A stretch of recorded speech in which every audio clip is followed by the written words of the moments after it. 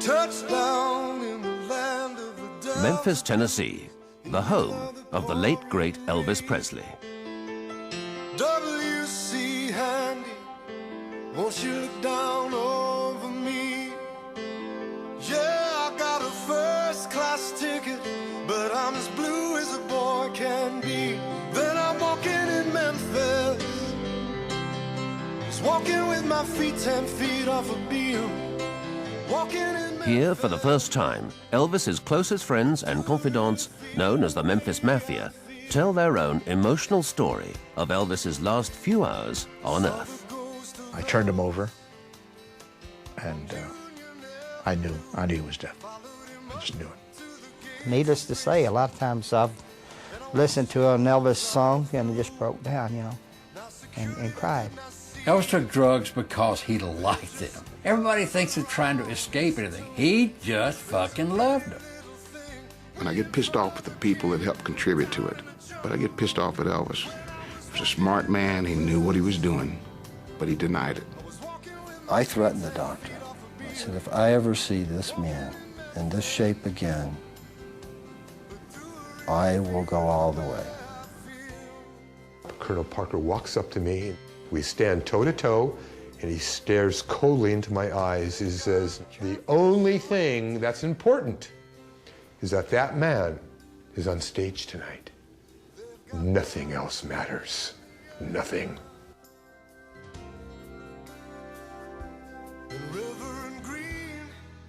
Sun Studios in Memphis. It was here 50 years ago that rock and roll was born. And so began the legend that is Elvis Presley. In the course of a glorious career, Elvis would take the world by storm, starting in 1954 with his first hit, That's All Right Mama. I'm leaving town, baby. I'm leaving town for sure. Well, then you won't be bothered with me hanging around your door, but that's all right. That's all right, mama, anyway. Elvis was a very, very shy, retiring type individual. He didn't like to be around new people. He didn't trust them. He trusted us. We were a source of comfort. He could be what he wanted to be around us. He could be himself. If there was an Elvis himself, and it was around us. Elvis did not make friends easy. He just didn't like to do it. And with us, he didn't have to do it. And with us, we all could be what we wanted to be, and he could be the same. 3 p.m. Thursday, the 15th of August, 1977. Elvis is preparing for yet another back-breaking tour, the second tour of that year. Elvis's girlfriend, Ginger Alden, didn't want to go on tour with him. Ginger was just 21 and not prepared to bow to his every demand, something Elvis was used to, even during his doomed marriage to Priscilla. I'd be lost without your love. Over the years, his Memphis Mafia had supplied him with a string of compliant girls. If you've got wealth and looks, they're really going to come. And they're going to come fast and hard. And what you have to do is, on a continual basis, weed them out. Because you got to weed the squirrels out from the lambs. And the squirrels cause you more trouble than a lamb ever caused you. Not because they eat a lot of nuts, but it's because they, they're crazy. And this is the problem. He was so charismatic that he would draw, he was like, they were like moths flying around a flame. Of my best friend. It's funny to me today because just for the hell of it, one Saturday night, at a time when there was only 7 of us, including Elvis. See, on Friday night and Saturday night, Elvis used to let all the girls in that hung around the gates. And one Saturday night, just for the hell of it, I was bored. So I went around the house and I counted all the women that were in the house with us 7 guys. And this is not an exaggeration. There was 152 women there. Man, I thought I was in heaven. What can I say? It was it was exciting all the time, you know, and I thought, man, you know, if this is a dream, I don't ever want to wake up, you know, so. But it had its moments too, but, you know, overall, if you look at it, it was such an exciting time. It was something new. Elvis was gifted with the fact that, you know, he was constantly looking for something new to do, and you never knew what this man was going to come up with, you know. The phenomenal part of it was that the screaming and the hollering, and you couldn't hear, they wouldn't stop. And it would, I mean, he could sing a number, nobody even knew what he said. It was just pandemonium. It never stopped. Elvis had a tremendous draw to him emotionally and physically, where you looked at him and you thought, that is probably about the best looking man I've ever seen, you know. And he just had a charisma about him. He had a way of pulling you in. People call it Southern charm. He had it in spades. 8 p.m., Thursday, the 15th of August, 1977. Elvis goes to the dentist in search of prescription drugs. He's accompanied by Ginger, Billy Smith, and Billy's wife, Jo. In the movie years, the drugs were in control. The sleeping pills and the uppers for the energy level. I couldn't take them every day. Not to be the goody-goody, but I just couldn't take that pill because I knew what it was going to do to me. Make my mouth dry, it was just going to make me wired all day, and I just didn't want to do it. But I had to take them sometimes because he would stay up to 3 o'clock in the morning, 2:30, 3 o'clock, and we get up at 5 to go on location, and there's no way. And you know, I learned from the very start, I sleep when he sleeps. Fire! On the way!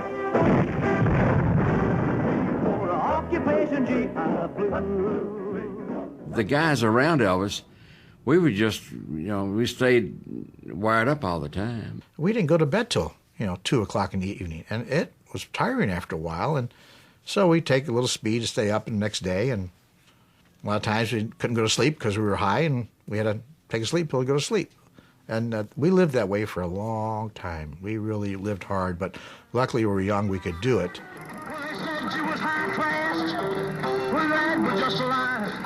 Amidst the fun and games, there were already warnings of what excessive drug use would bring. One time, I forget, we were going so hard that Elvis started getting a bloody nose. And we went to the doctor, and the doctor said, you guys need to get some rest. His resistance was getting down, and he kept getting a bloody nose, so we had to rest for a couple of days. Elvis did everything to excess. He had massive appetites for food, sex, drugs, and rock and roll. He approached his search for spiritual serenity in the same enthusiastic way. Larry Geller was Elvis's personal hairdresser and spiritual guru. Elvis had a beautiful head of hair. I mean, the man had everything. He even had the hair. It was a little fine. It lacked body, but he had a beautiful head of hair. And I remember I sprayed it, and I was molding it, and I said, so what do you think, Elvis? And he said, oh, great, great, great. And he swirled around in his chair. He looked and said, but I want to ask you a question. My hair is great, but what's more important to me is this. What are you really into, Larry? What are you really all about? It really threw me for a loss for a moment. I mean, here's a person who was totally straightforward. And I said, Elvis, I mean, you know that I work with celebrities and I do their hair. This is what I do for a living. But what's more important to me than anything else is my search for truth, to find the purpose for living. I said, look, I know you're Elvis Presley, you're the biggest star in the world. I know this must sound corny to you. He said, wait a minute, Larry, wait. That's not corny at all. You have no idea how I need to hear what you have to say about this. Please, man, just keep on talking. And I did. The Self-Realization Park, which is close to the ocean in Southern California, in the Pacific Palisades, was a place that Elvis loved to visit. And the monks that lived there became friends with Elvis. And Elvis would love to just leave the world, walk around the park, enjoy the serenity, and people left him alone. They recognized him, because a lot of people do go there. It's a very special place, and nobody bothers anyone. Elvis would go into the chapel and he would meditate. We would go in the back and speak with some of the monks. They would reveal and explain certain experiences that they would have. We'd walk around the lake. Elvis loved the park. He said, look, how come I having an experience? I want to feel God. I said, well, Elvis, look, it doesn't happen like that. When you want something, you want it now and you expect it. You have to be patient and you have to surrender your ego. In his latter years, Elvis embarked on a punishing touring schedule, organized by his manager, Colonel Tom Parker. He didn't like the idea of doing, 2 shows a night, sometimes 3, 7 days a week, and it bothered him. And it festered and festered and festered. It's like when I called him from L.A. when we were going to do that last tour. And I said, you just need to shut it down. I said, fuck the tour. I said, cut it off. Let's just, I said, let's just cancel this tour out. And he said, Lamar, I've got a payroll. Which, when you say that, you go, well, he's right. But at the same time, I told him, I said, listen, you got 2 or 3 guys around here that'll go to Hawaii with you. And I said, we'll hang out and you just, and you can get yourself back together again.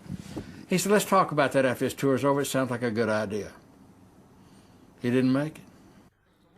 With his records no longer selling, Elvis's only income came from these tours. And being 40 plus, he no longer had a huge following. He was teetering on the brink of financial meltdown. Touring paid the bills for now, but 50% of the income went to Tom Parker. The Colonel, too, was facing bankruptcy. Colonel Parker probably was one of the most degenerate gamblers I've ever known in my life. In Nevada, they used to say his money's not worth anything. He played roulette and would put chips on every number. He would play craps and bet the horn, the center. One night I was up about, I think I was up $50,000, $60,000. Remember, I was running the crap table crazy, and he came up and took my money and put it on don't pass. No, on pass. Yeah. No, don't pass. You threw a 7. And I threw a 7 and lost it all. One pop. And I wanted to throw up, but I couldn't. And I said, Jesus God, I said, I've worked my butt off here. I said, he said, how much did you start off with? I said, I started off with $2,000. So he counted out $2,000 and gave it to me. He said, now you're even. And I went, God. But I mean, he was right. I was even. I was Colonel even. gambled in a way. I only lost $2,000. We all have our little idiosyncrasies. That was and his. His was gambling. And I loved him to death, but he didn't play the game like you have to play it to win. I mean, he would go through with those on roulette, and he would drop 5 or 6 chips there, 2 on that one, 10 or 12 on this one, and that's whatever fell out of his hand. Yeah. That's what he'd do. And when he hit, he didn't really win because he had more bet than what it would pay off. But he thought he did. Yeah. I mean, listen, one night in between shows, this was in '70, and we were at the crap table. And he called me and said, listen, he said, you got to stay with me here. And I said, well, I said, I've got to go upstairs early. He said, no, you stay here. He said, I'll get you up there on time. And I said, okay. So in a period of an hour and a half, he lost over $1.25 million. Come on back and let's play a little house so we can do what we did before. Now, baby, come back, baby, come. One night, I walked down to the casino. I just left Elvis. This was after his show. And I noticed there was a large group of people roped off, and they were all in front of a table watching someone gamble. And as I walked up, it was Colonel Parker, by himself at the table with stacks of chips. And he was playing the sucker's game of all games. It was called the Wheel of Fortune. And the odds of winning that game are the worst. It's better if you play craps or blackjack. At any rate, he's at the table and he spots me in the crowd. Larry, he said, come on, come here, sit next to me. He said, I'm not doing too well. I need some luck. Give me some good thoughts, Larry. I said, okay, Colonel, and I felt so uncomfortable. I really did. After about 5-10 minutes, I said, Colonel, maybe you'll do better now. I hope you will, but I have to get back upstairs because Elvis needs me. I told him I was just going to walk down for a few minutes. So I left. The Colonel was there for hours upon hours upon hours until like 5 o'clock in the morning, and he lost $1.5 million that night. As Elvis prepared for his last tour, that would start in Portland, Maine on August the 17th, it was clear that he had no choice but to perform if he were to remain solvent. And for Tom Parker, it was essential that his gambling losses were covered. Elvis had turned into the Colonel's own cash cow. We were on tour in Louisville, Kentucky. And this was about 4 months before Elvis passed away. And Elvis, the night before, had a very difficult time. He felt he had a fever. He felt nauseous. He felt flu-like. He couldn't sleep. He had a very, very difficult night. It was late afternoon, and Dr. Nick was Elvis's doctor, who traveled with us, was in the bedroom with Elvis. I was in the front room. The television was on, and there was a pounding on the door, which was very unusual because we owned that floor. No one was allowed there. We had security cops positioned in front of the elevators. Everything was blocked off. So who would knock on the door like that? So I immediately walked over to the door, looked through the peephole, and there's Colonel Parker, who never came to visit Elvis on tour. I opened the door. I said, "Colonel." He said, "Where is he?" I said, "Well, he's in the bedroom. Let me tell him you're here." He said, "No, I'm going right in." So he, with his cane, he walked past me. He opened the door, and this is what I saw. Dr. Nick was holding Elvis's head. Elvis was in the bed, semi-conscious, almost comatose. And he was moaning. He was in such bad shape. And Dr. Nick was dunking Elvis's head into a bucket of ice water to revive him. The door closed. And I thought immediately, okay, this is good. This is good. Now the old man, Parker, is going to see what's going on here. He's going to see how bad, the bad shape Elvis is in. And he's going to do something about it. I mean, he can't allow this to go on. It's inhuman. 90 seconds later, the door opened up. Colonel Parker walks up to me and and I get up. We stand toe to toe, and he stares coldly into my eyes. He says, "Now you listen to me. The only thing that's important is that that man is on stage tonight. Nothing else matters. Nothing." There's a lot of them. I can't think of any right offhand. I like to live up to my reputation of being a nice guy. This is it, folks. Beautiful, baby.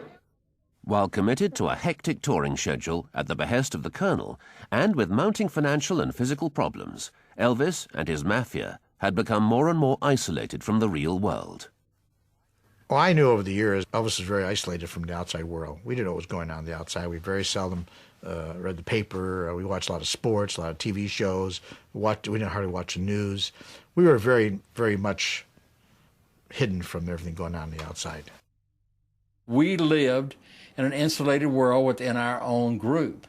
And our group, I mean, somebody said that Elvis really never left his bedroom. Well, he didn't. Elvis would get on his airplane bedroom and go to a hotel bedroom, and would go from a hotel bedroom to his Graceland bedroom. Elvis, over the years, every once in a while, he'd get like that. He'd go to his upstairs, and he might spend one tour a week too or two far. and not even show his face. But that was only like a week or two. Now we're talking about months, you know. 10 p.m., August the 15th, 1977. The guys were assembling in Memphis for what would prove to be one tour too far. By the mid-70s, Elvis's drug habit had become a serious threat to his life. In 1975, what I had been seeing a little bit of the previous year or so was getting worse, and I was very concerned about his health. It wasn't like it had been before when he was taking the uppers and the sleeping pills. When he started experimenting with the down stuff, that's when we started getting concerned, all of us, not just me. The down stuff is like Demerol and things like that, pain medication that brings you and lets you down and you kind of just float, Dilaudid is like a synthetic and it's 5 times more powerful than pure morphine, mostly given for cancer patients, terminally ill cancer that just couldn't handle the pain. But see, in his mind were not illegal drugs. These were prescription drugs. Now, the doctor's writing them for him. He's abusing them, but they're not illegal drugs in his mind. I got a call from Elvis saying, "Jerry, can you help me?" And I said, "What are you talking about?" And he said, I'm on the floor, I can't get up. And I said, "Who's there?" And he said, "Nobody." So I ran downstairs. I don't know what car I got into, whatever. Went to the doctor's house, and sure enough,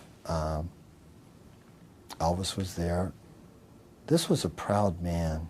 And, he was even proud around us.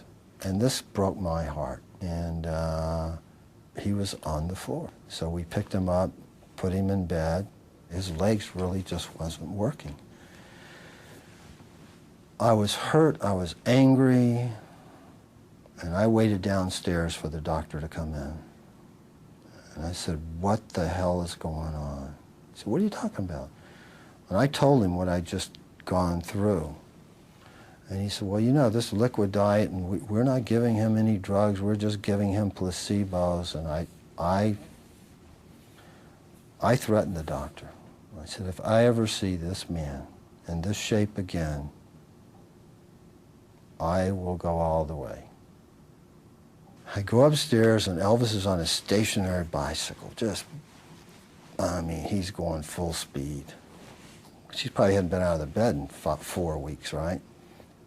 And Charlie doesn't know what's going on. He doesn't know about my meeting with the doctor and everything. And damn it, Charlie, when you get your medical degree, you can start telling the doctors how to treat me. And he was furious. Elvis took drugs because he liked them.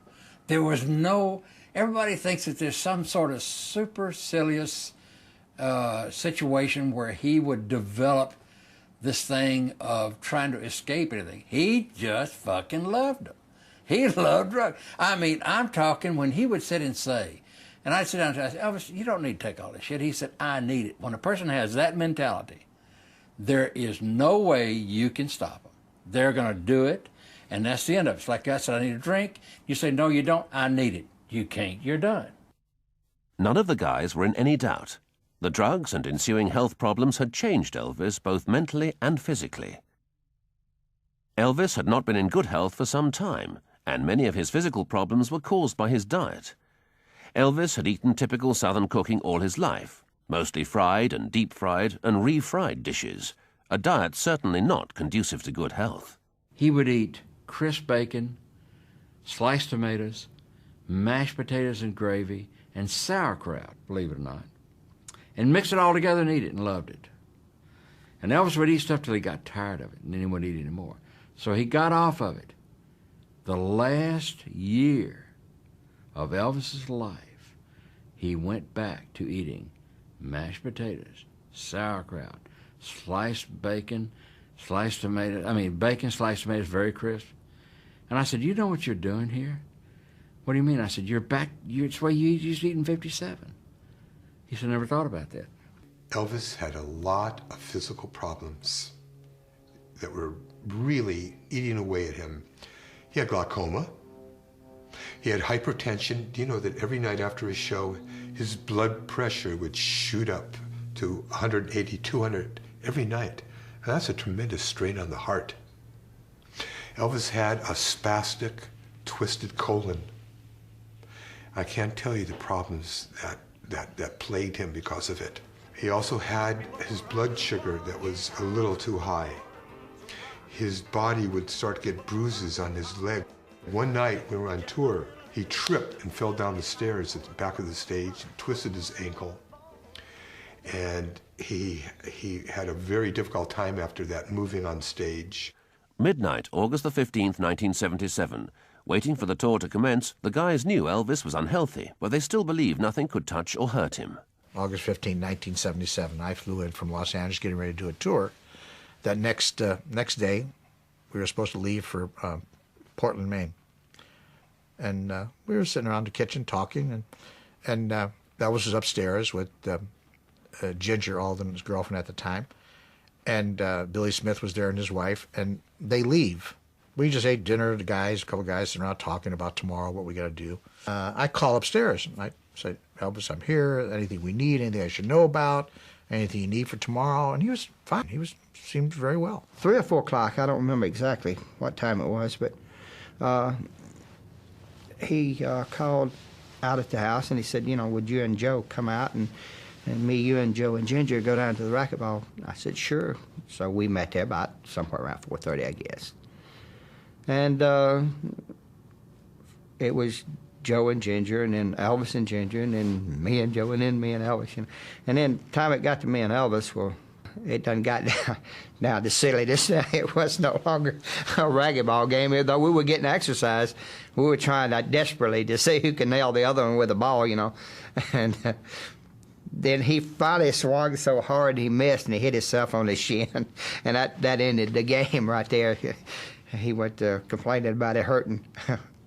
So I raised his pants leg up there, and I looked at it, and I said, it's not bleeding. I said, it can't be hurting. Then he got into a kind of a melancholy mood. He went to the piano, and he was playing different songs for Ginger and us. And then that lasted maybe 15, 20 minutes. Lost in his music, it was as if Elvis was 21 again.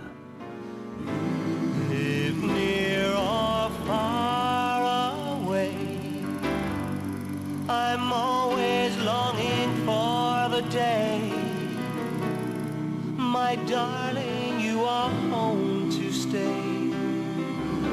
I'd be lost without your love.